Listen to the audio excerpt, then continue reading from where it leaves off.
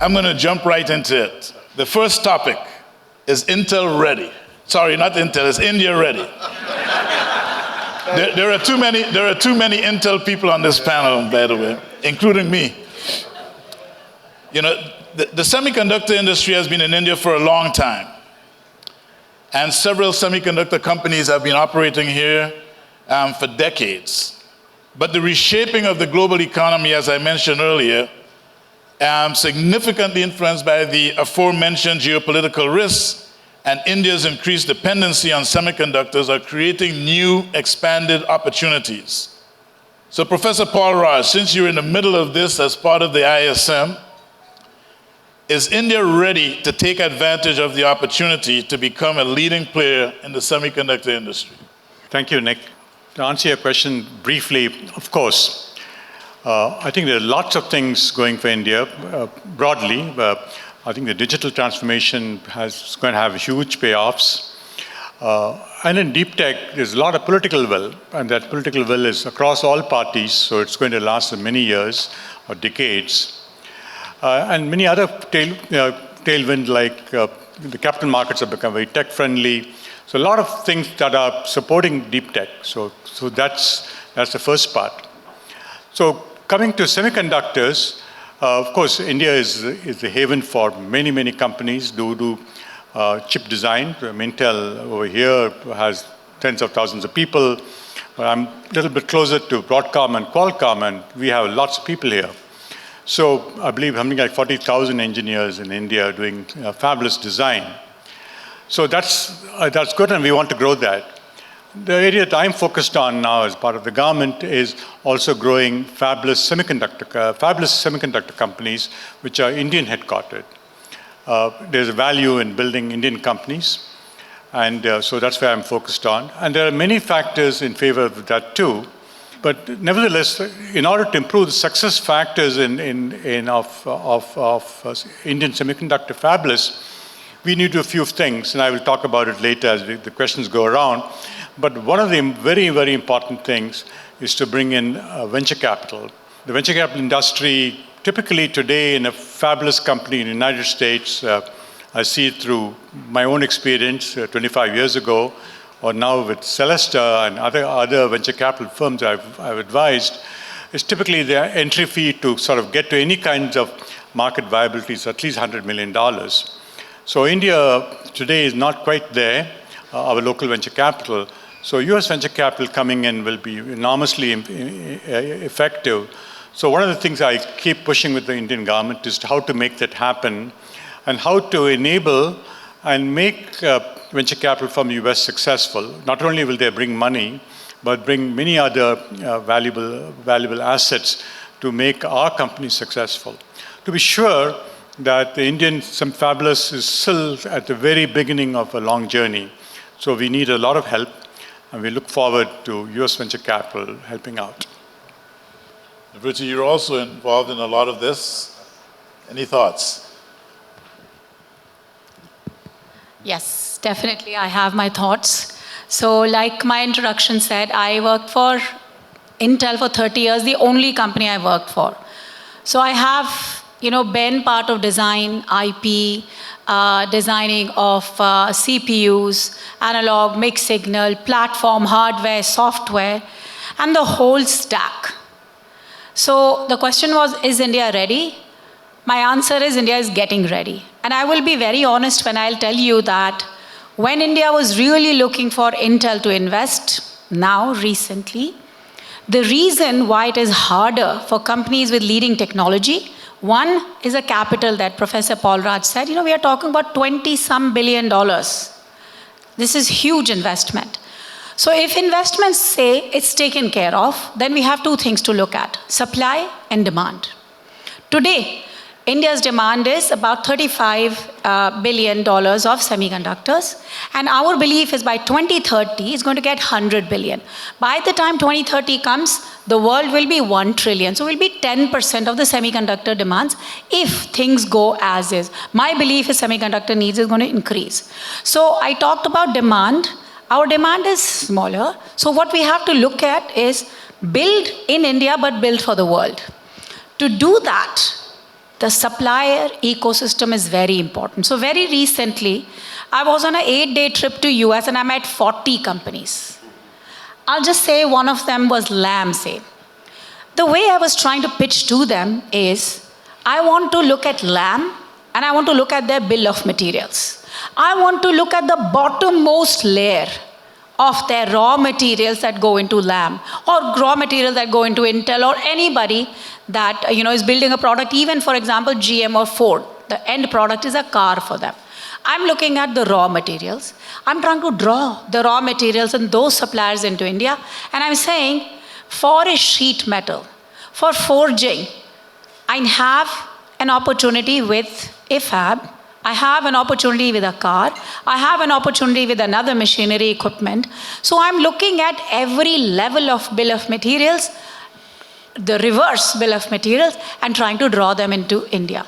My goal is, work with a company, ask them who are the critical suppliers for you, work with Indian government with incentives, favorable policies, draw them with business opportunity, and build a supplier ecosystem. So the Intels, the Glofos, the Lambs, they will be drawn to India. That's my approach. Rather than, I want them to come themselves. I don't want to go with the begging bowl. I want to get the ecosystem ready. And my goal is the supplier ecosystem. And the second thing I wanted to say is, how am I working on the demand? I'm looking at how can I consolidate demand. When I look at the existing demands, it's mostly from large companies because, oftentimes TSMC is not going to meet the needs of like a drone manufacturer. We were just talking to IdeaForge, Keyvan and I, and their volume is very small. TSMC is going to give them the priority of my maybe 7,000 lower. So what we could do as India is look at what are the needs of the startups. Perhaps buy that demand, buy that capacity from the investment that's made and enable them. That's what the incentives could also be used for. The reason many of our incentives in the semiconductor space have not worked because the ecosystem is not ready, supplier is not ready, and then the demand.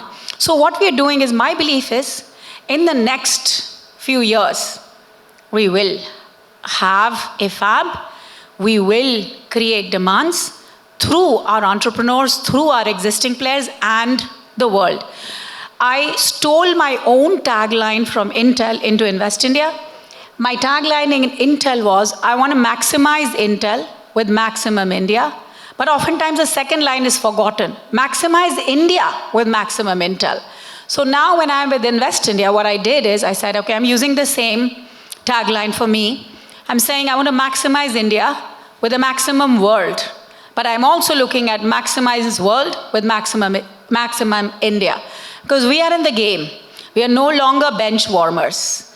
We have demonstrated technology leadership with Moon Mission, with our Lagrangian L1 solar, with so many of our national level platforms, the scale of pharmacy and vaccines that we've been able to deploy.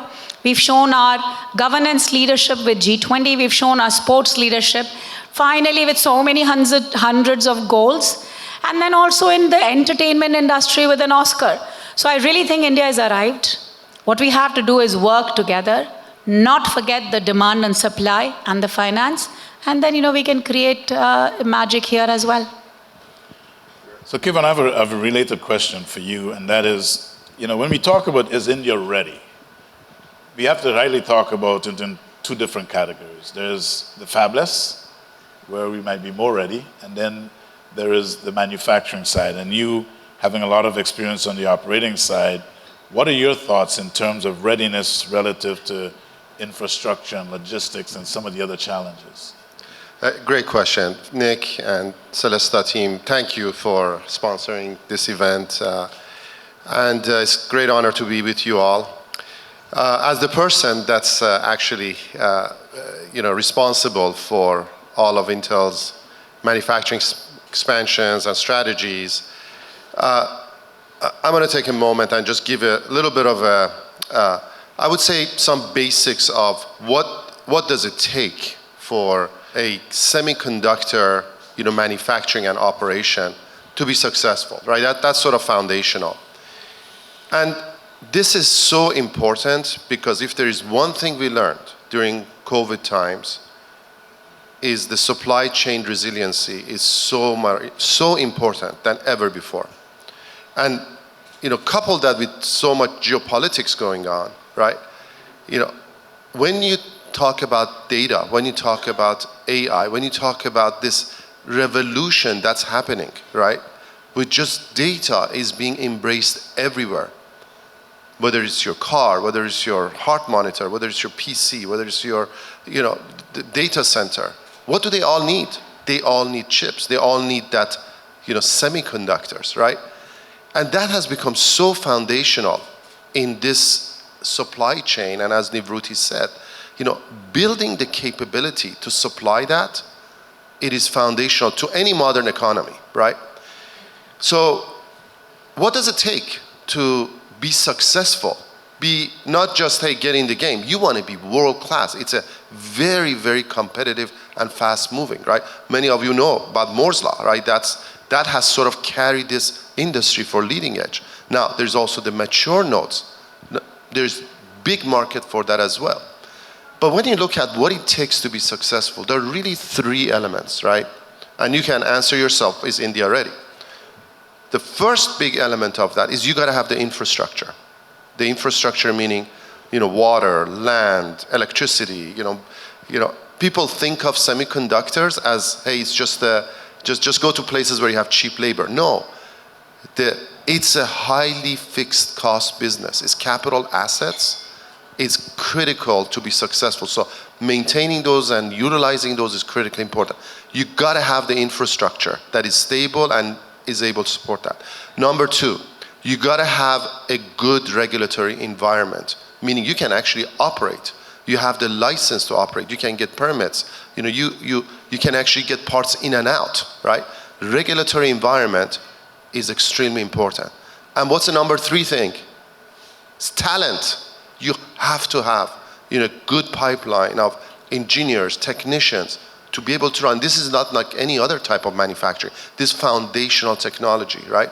You need to have the right skill sets, and that starts from grassroots efforts. Those three things is what it takes, right? And you can ask, is India ready? And actually, we are extremely encouraged to see how forward-looking India is in order to really go after all these three areas, right? And, given the environment it is, I really believe that India is extremely well positioned. It's got a very large market, with 800 plus million users of internet, right? And the policies that are getting developed, it's extremely exciting, and I think the future is quite bright. Fantastic. Good answers, everyone, and thank you. I'm going to throw a curveball here at Ami. I didn't originally plan to ask you this question, but in one of the previous panels, Manoj asked the question about IP and the value of IP. And I was surprised by the answer we got, because somebody said, well, IP is just the beginning and it's really all about the business plan and so on. In this type of business, I don't think that's the right answer. So Ami being an IP strategist, I'm going to ask her opinion so we can address what I think was a mistake right now before we move on. Yeah, it was definitely the wrong answer. I personally believe, and I think it's been proven out by large companies around the world, that everything should begin with IP and it should end with IP. As we know, the success rate of startups is abysmal. But you know what patents do? They last 20 years, long after that company. And that's an asset value in and of itself. And the money that the government wants to put into these startups, the universities, the R&D coming out of it, they should be creating a great patent portfolio to protect that startup, both offensively and defensively. And I think that's where India is lacking and really needs to focus on it. If it wants to grow as companies, look at the companies that have failed but are still succeeding. Look at the Nokias, look at the Blackberries, look at what China's done to grow their homegrown market in the mobile handset and what they've done with IP protection within their borders. And so there's a lot to be said for that. Good, in my opinion, IP is an indication of sustainability. So it's not just about initially launching a business, it's about having a business that can be sustained over time. So Nick, and that's where IP becomes important. Sure. Just add a comment to what you said. So the thing is that deep technology, certainly like semiconductors, is high barriers. It's full of important barriers. That's why very few countries can play. So in order for India to play, some of the success factors I mentioned about venture capital funding, other one is this technology, this industry is also, particularly I'm talking about fabulous, as I understand better, is heavily innovation and IP focused. So the only way, if there's a startup in India, it's fundamentally addressing the global market. We can't build a chip only for India. So in order to succeed, something for India to succeed, you got to take on the entire world. The only way that's going to happen is that you have some idea or some understanding of a market niche which you can actually try and fill. So intellectual property, particularly in form of fundamental technology, but at least in terms of a market niche, is critical. And Nick pointed out, not only it doesn't start with one patent, but it starts with continual innovation and intellectual property. And I must say, India now, at least in the area of wireless, has begun to contribute to it. So we are now active in the wireless standards and getting IP done. So India has started on a journey. Nick, may I add something to what Keyvan said also? Sure. So I really liked his question when he said, is India ready? And there's a power requirement, there's water requirement. So let me just tell you, I try to explain to the government in an easy way so everybody understands. So for a fab, the minimum production capacity has to be 40,000 wafers. For a fab that produces 40,000 wafers, you need water, drinking water like water, which can be sufficient for 150,000 people. It's about 160 liters a day, so 150,000 people worth of water per day. Second thing, it needs 250,000 acre of land. Thirdly, it needs 350 megawatt of power daily. So if you look at number of hours, it's 350 megawatt times 24 is the amount of power it needs. For this kind of power, you can power 350,000 homes in United States and almost 35K homes in United States and about 120,000 homes in India. But when you look at energy, it's even bigger delta. So the government has full understanding of that. On IP, I just want to say one thing. In India, an arm leak will never happen. That's the only thing I want to say. All right. So the second topic I thought we'd cover here today is, well, before we go on to that, you have to also mention the fact that you have to be able to manage all of the waste that comes out of the fab, which is a big problem. Yeah, doing everything that Nivruti said, building this infrastructure and the ecosystem, with the utmost focus on the sustainability. It's the water, all that water usage, you got to recycle. The electricity, all from green sources of, power. Your waste, you want to have a circular economy. It's the infrastructure, is that one first pillar. You got to have that. And again, many of the policies and the infrastructure that India is doing is really aimed to go in that direction, and we are very encouraged to see that. All right, well, I tried the first topic to try to give everybody a chance to have an input, but for the other topics, we're going to try to limit it a little bit so we can move faster. Policies are going to be a major factor in determining India's success in the semiconductor space. And Nivruti, you're involved in this in a big way. India released a new or updated semiconductor policy document, I believe in 2019. But in looking at the document, some aspects of the policies appear to have been conceived some time ago. So even though it was released in 2019, based on what I've read, there seem to be some policies that were somewhat dated. In a rapidly changing global marketplace, what should the government of India be doing to ensure that the policies are updated, relevant, and current? On semiconductor, I can tell you that the government is listening. However, when sometimes people go ask the government, this is a statement I have myself heard. Can you fix the ease of doing business? That is like, please solve the world hunger. For me, I am looking for working with private sector to say what is exactly your need. Is repatriation of money is a challenge? Is import duty a challenge? Is incentive to you and the supplier is a problem? If we work with the targeted company, so I'm an Advanced India not working in a reactive manner, that somebody is interested and somebody is coming to me. I'm actually going seeking out companies. And with them, I'm willing to work the change of policy which the company requires based on the win-win situation. The company wins and the India wins. What happens oftentimes is government likes to work and what is best for the government. Private sector likes to work what is best for private sector. Reality is we've all in our lives worked with the negotiation window. And we as Invest India are looking at something which is a win-win. Because half of the Invest India is privately owned, half of Invest India is government owned. So I have full understanding of private sector and I have an arm inside the government. And government is listening. The one thing I can tell you, having worked in Intel for 30 years, in a company which started with, few hundred people to end with 30,000 people. We have 15,000 Intel employees and 15,000 partner employees. We are huge in.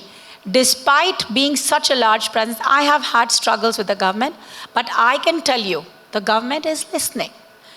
Formulate your asks into specific asks, and I, as a concierge for investment into India, is willing to work it with you. So yes, some of the policies may be archaic, but we want to work it with you.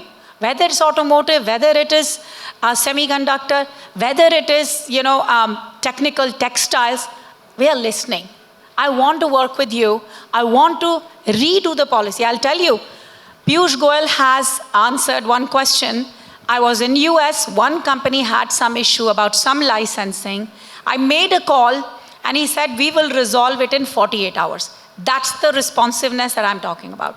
I'm trying to bring in the discipline of private sector into the investment, and then you'll see if you need any help, come through the concierge and we will address it. Thank you. Keyvan, anything you want to add?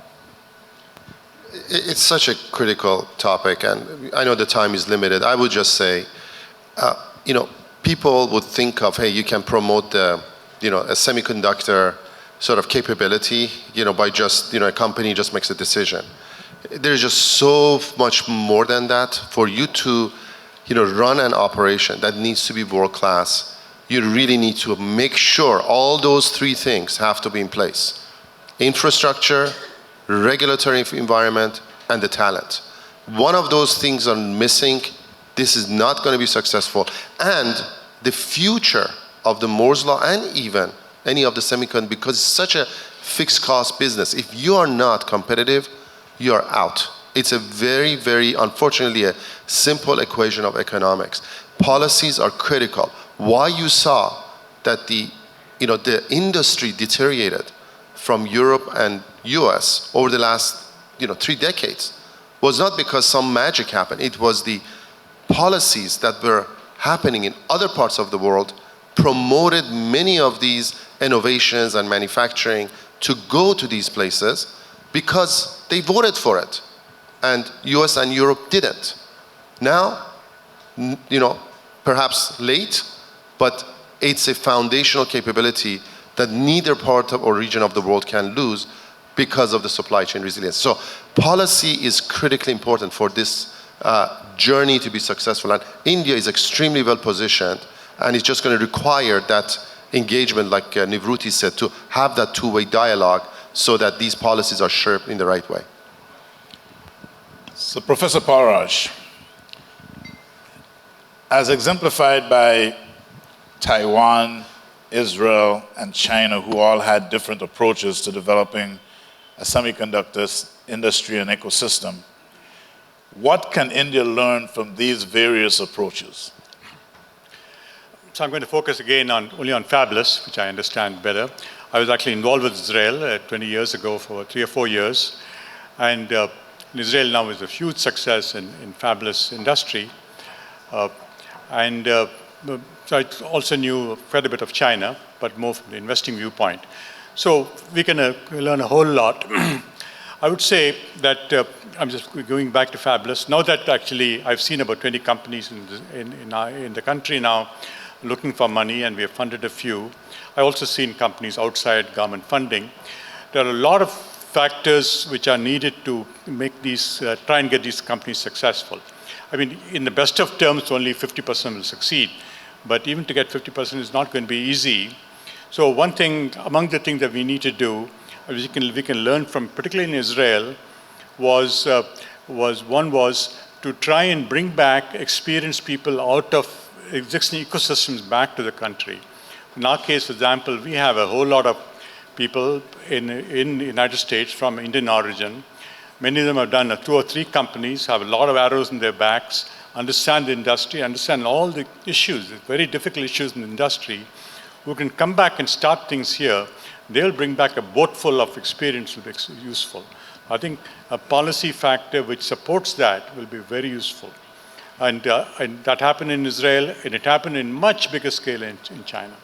So that, I think, will be a very important part. Certainly, venture capital, I already mentioned, is going to be a very important issue of what we can learn from Israel. Israel, in fact, spent all its government money in mentoring companies to make them ready for US venture capital. And then they made the connections, and then they brought the capital in, and many of them succeeded. So even here, my view of the Indian government's funding should be mentoring to make them ready for real money, which is venture capital money. And the third thing is ultimately, we can only enter this market through new ideas and new IP. And in that role, I believe there's a role for research universities. So the United States grew because of Stanford and MIT and other universities. India also has good universities, but there's more they can do there. So I do feel that paying attention to our Indian research universities, bring up their level, will also be needed for India to become a player in semiconductors. But I'm very convinced. In terms of, Nick asked me about the 2019 policy. I've not read it. But my belief is that now that we are running, we can learn on the fly, learn from what China and Israel did, which I know fairly well, and iterate on the policy and make things successful. I think the government is listening, as Nivruti said, so I'm sure we will end up in a good place. Thank you.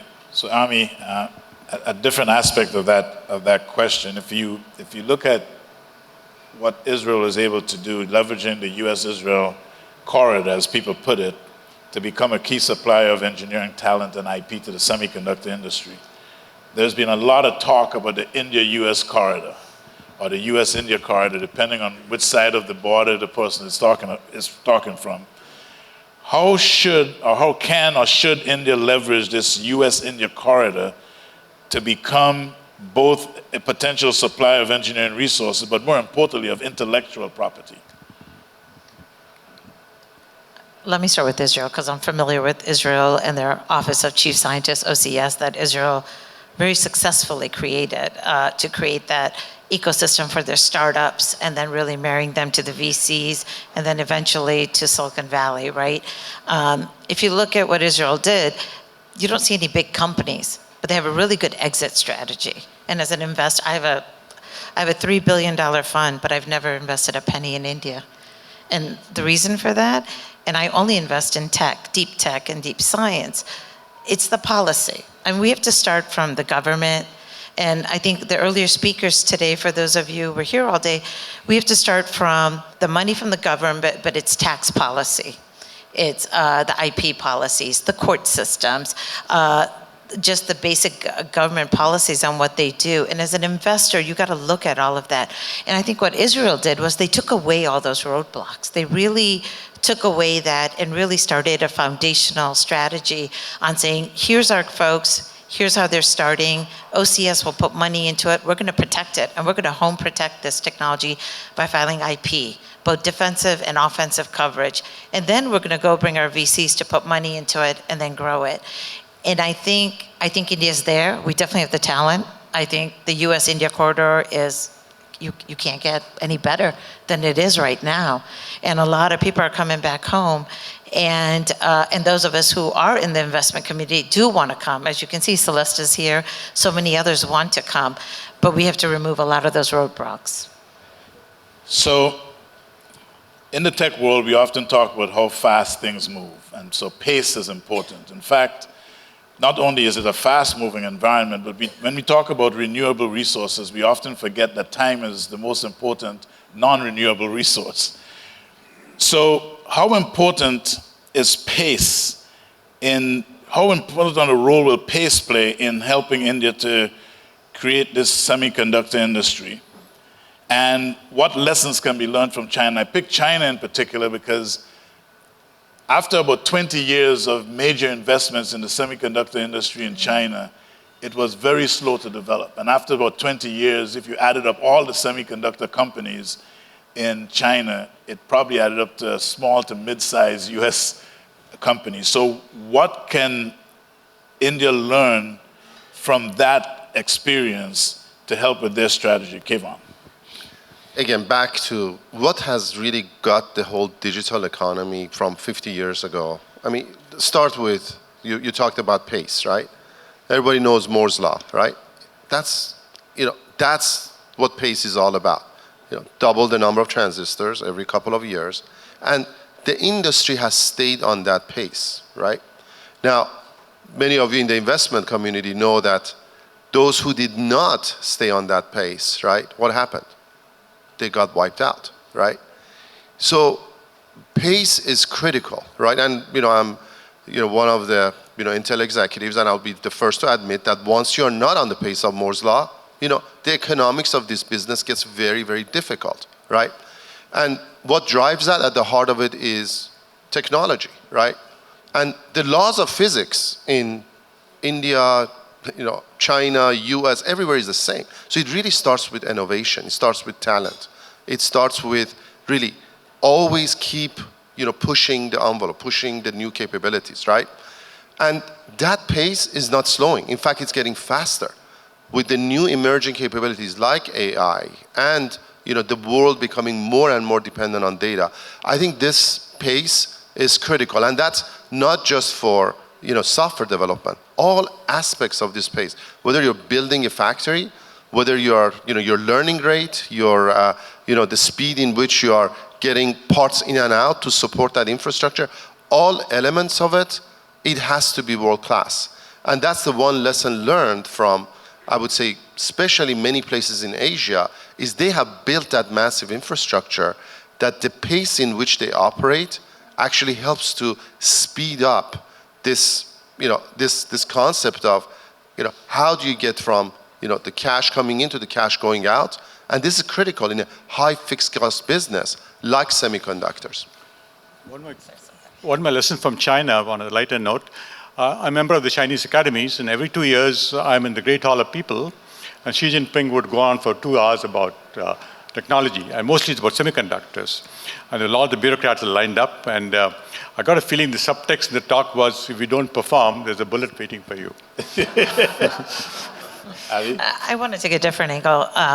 You talked about pace, and look at what India did with Digital India and our mobile payment, and where India went, and it's such a fast pace that it's all paperless, right? We've heard about it today. And I think what we're seeing in the space, what India has done, that's been phenomenal. But when you look at semiconductor, all the issues that you were talking about, it is a whole nother world. It is we're not talking about just, hey, this is a fab, let's just put it. It's the water supply, it's the energy, it's the land mass, it's the folks and the technical staff that you need. I don't think India is producing the type of engineers. You got the software, but I don't think we have the type of staff that you need to support a fab of that size that we're looking to do. There's the materials, the supply chain. There's a lot more to be there where the pace, you're not going to see the benefit that you have seen in the other verticals in India in the past 5 to 10 years. But it's a long-term bet that India needs to make. So I'd like to move on to, if you don't mind. Yes, go ahead. I'd like to move on to another topic in the interest of time, because we're almost out, and I had a lot of other questions I'd like to ask, but we're not going to get to all of them.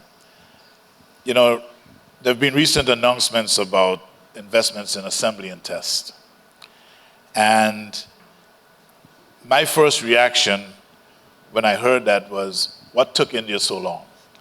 If you look at assembly and test, we've had assembly and test in the Philippines for probably 3 or 4 decades, in Malaysia for at about that time, in Thailand, even Costa Rica. And I remember even in Barbados, in the Caribbean where I'm from, they had assembly and test back in the late 1970s, early 80s. So it seemed like it's taken us a long time to get there, but it seemed like a good thing. With the engineering talent and capacity in India, and with the involvement of the semiconductor companies in India over the decades, this seemed like a logical thing. But there's a big change happening in assembly and test. If you look at what assembly and test used to be just a few years ago, it was, a relatively simple packaging. I'm not suggesting it's not complex, it has its own complexity. But today, a semiconductor package almost looks like a mini system, a subsystem with the circuit board almost looking like a mini motherboard, which represents an opportunity because the industry is changing, and this is potentially an opportunity for India to come in and create an aspect of the industry here that could be very different from what everybody else has been doing. But I haven't read anything that suggests that that's what's happening. I've just seen these general announcements.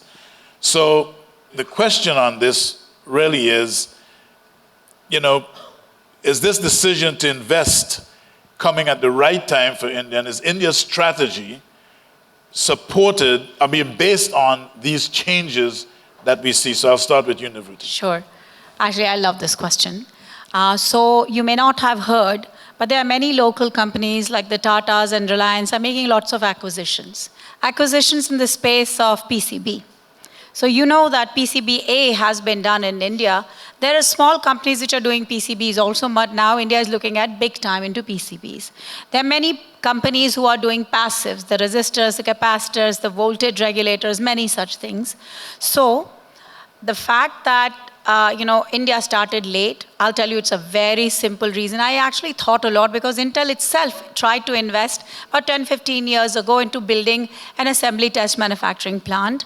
But for policy reasons, for some reasons like that, India decided to move to Vietnam.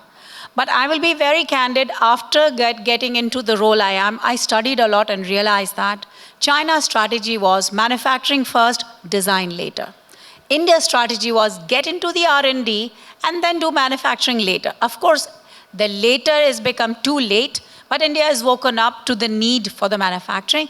And just to let you know, 20% of the design effort that comes for the world, semiconductor design, happens out of India. Even in companies like Intel, Qualcomm, if you look at the number of people with Indian origin, it's huge. So I disagree with the fact that India doesn't have design engineering capability. It has tremendous. However, I completely agree that we have to get ready for what is required in terms of process technology. And I also will end with the last statement that TSMC, if you look at the PhDs that TSMC hires for its fab, guess where they come from? So we have the engineering capability, we have the people, we just have to focus and build some of these capabilities. The private sector is getting ready, the government is getting ready. Yes, it is very complex. In Intel, this is what I used to say to my team. This is such a high cap investment. I would like to get my customers to prepay and to pay my suppliers late, because it's a very capex intensive effort. And like Professor Paulraj said, we are gearing up with the finances. We're getting ready. Oh, by the way, US and Europe will double up the capacity for semiconductor manufacturing. I do not believe the 300,000 fab people that US and Europe need will come from US and Europe alone. So what we are doing is partnering with many universities to get these engineers ready. We have plenty engineers. We have to target them towards process technology from the focus that it's on design today. So my answer is the private sector is getting ready, the government is getting ready. The need is now. with all of the digitalization, with all of the cloud capacity storage that we need, India is getting ready now, even with renewable energy. 500 megawatt of renewable energy is what is planned for by 2030. So whether it is energy, whether it is demand, whether it is supply, whether it's money, we are working towards it. And I do believe what Keyvan said, that I really think in the next few years, India is going to write, a different history for the semiconductor space. So let me just one. So you mentioned that people are concerned about whether or not India has the design talent. I'm not sure that I've ever heard anybody question whether or not India has the design talent. I think that's well known with 20% of design work being done here. I think the concern has been, as you develop a semiconductor ecosystem, does India have all of the other aspects? Because in many of the design activities, and I know that when I was chairman and CEO of Aptina, I started a semiconductor design team here, and it was phenomenal. The first chip worked flawlessly. No redesign, no nothing. And that team has been built. We sold to ON Semiconductor, and that team has become a major design team for ON. The issue is that in the past, all of the product definition work, a lot of the architectural work and all of those things were done outside. And the teams in India were working mostly as almost an engineering service. And the question is, can we build up the rest of the capabilities, the product definition, the market, the product management, and all of the other things quickly enough to have the impact we're looking for? Nick, I'll just take one line. I think what you're talking about is 20 years ago. That is true. Yeah. I've been with Intel for the last 20 years out of India. We are defining products. In fact, the machine learning inference engine was ideated, developed by my team in India. First one for Intel. So things have changed. People have grown. Their capabilities have grown. And if India can do design, process technology is not much different. It's about transistors. So we are getting ready, is what I'm saying. Do we have the capability today? Small. But we are looking at how do we grow. That's what I want. All right. Yeah, I'm going to get in between your one-on-one, so just... Look, I think you touched upon something that's very important. For the India strategy, 2 questions. Do you just want to go and become just a Me Too like somebody else and just catch up? Which is, that somebody else can be at this for 40 plus years. It's a tall order. Or you sort of get an appreciation of and really deep understanding of what this business is all about and really think forward, right? In your comments, you said, look, what about things like advanced packaging? It's a little bit more of an advanced assembly test. This is where you're taking a lot of the chips and you're putting them into a package, right? That is extremely important moving forward. The industry is moving in that direction. That element, if you look at the most advanced high-performance computing today, this is the capability they're using, right? They use a base die, Foveros, you're putting a bunch of chips on it. Why? Because the good old days where you integrate everything onto one chip, it's becoming very expensive, right? And you can bring and the use cases are very different, right? A AI application is very different than a automotive application. And so to your point, these are emerging capabilities and you have a lot of talent. You have some of the best, innovations that if you go in that space and couple that with manufacturing, that could really, position, the local ecosystem very well to sort of, leap ahead or out-innovate by also building the infrastructure that's needed. So the future is going to continue this innovation and this technology, is going to be unstoppable, and it's just new use cases are going to come out. Well, I know there's many things many people want to still say, but we're way over the time. So I apologize, but we have another panel. So thank you all very much for participating and for the excellent answers. And I'm sure we're going to have some further conversations offline. Thank you. Thank you.